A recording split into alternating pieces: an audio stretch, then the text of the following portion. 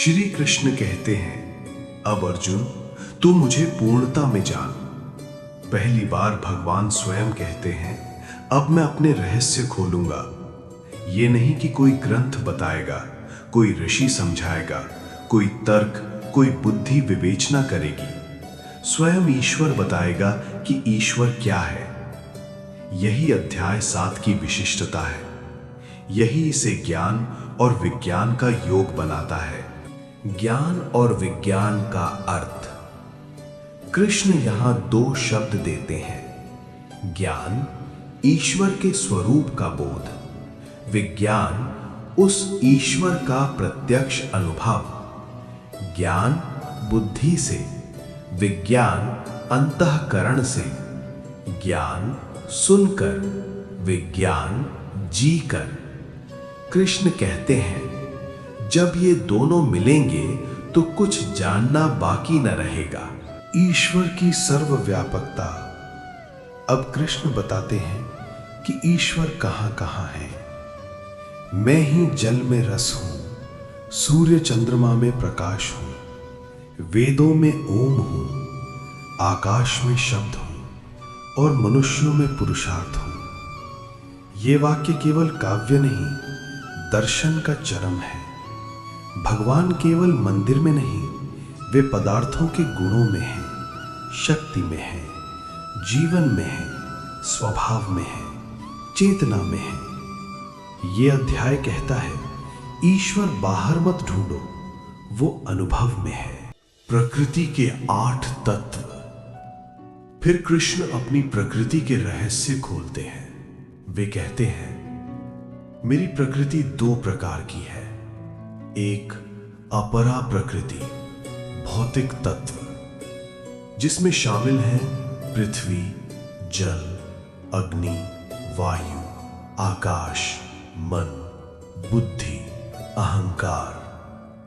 यहीं से शरीर, वस्तुएं, जगत, इंद्रियां, भाव सब निर्मित होते हैं। 2 परा प्रकृति, चेतन तत्व। ये वो शक्ति है जो सबको चलाती है। वही आत्मा है, वही जीव है, वही स्पंदन है, वही चेतनता है। कृष्ण कहते हैं, इन्हीं दोनों से जगत भरता है। ईश्वर का आश्रय और आधार।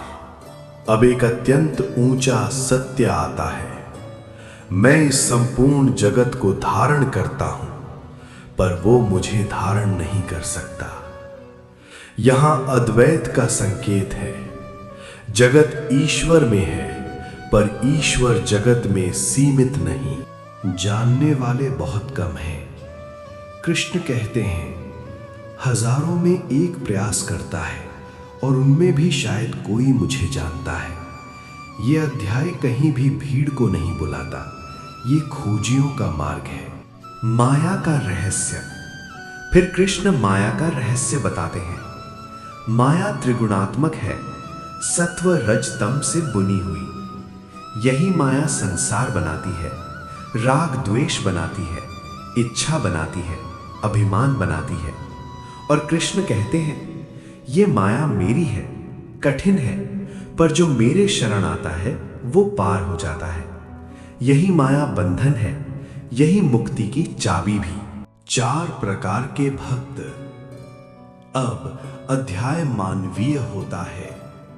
कृष्ण 4 प्रकार के भक्त बताते हैं। आर्त, दुख से प्रेरित, अर्थार्थी, लाभ से प्रेरित, जिज्ञासु, ज्ञान से प्रेरित, ज्ञानी, प्रेम से प्रेरित। और यहां कृष्ण अत्यंत सुंदर घोषणा करते हैं, इनमें ज्ञानी मेरे आत्मा के समान है और मैं उसका। यहां भक्ति चरम को छूती है। लोक और देवताओं की पूजा। कृष्ण बताते हैं, लोग अपनी इच्छाओं के कारण अन्य देवों की पूजा करते हैं, परंतु वे भी शक्ति कृष्ण से ही पाते हैं। अंतर यह है, देवों की पूजा सीमित फल, ईश्वर की भक्ति शाश्वत फल। अवतार का रहस्य। लोग भ्रमित हैं, वे ईश्वर के असली स्वरूप को नहीं पहचानते, क्योंकि वे ईश्वर को मानव शरीर में देखते हैं। श्री कृष्ण कहते हैं, वे नहीं जानते कि मेरा शरीर दिखता है, पर मेरा स्वरूप अजन्मा, अनंत, अविनाशी है। यहां अवतार का सिद्धांत स्पष्ट होता है। परम लक्ष्य, अध्याय 7 का कल्मिनेशन। जो अंततः मुझे जान लेता है वो सब कुछ जान लेता है। और फिर शांत स्वर में कृष्ण कहते हैं, ऐसा ज्ञानी दुर्लभ है। अध्याय 7 का सार तत्व, भगवान का स्वरूप, प्रकृति का रहस्य, माया का विज्ञान, भक्ति के स्तर, अवतार का रहस्य, ज्ञान प्लस विज्ञान, मुक्ति का मूल तत्व। अति सुंदर। तो अध्याय 7 के इस ज्ञान विज्ञान के संवाद को हम भक्ति और श्रद्धा से युक्त, शांत और पूर्ण भाव के साथ यहीं समापन देते हैं। जहां ज्ञान समाप्त होता है वहां भक्ति प्रारंभ होती है। जहां तर्क रुकता है वहां प्रेम बोलता है। और जहां मन शांत होता है वहां सत्य प्रकट होता है। यही गीता का मार्ग है, यही उसका रहस्य है। जय श्री कृष्ण।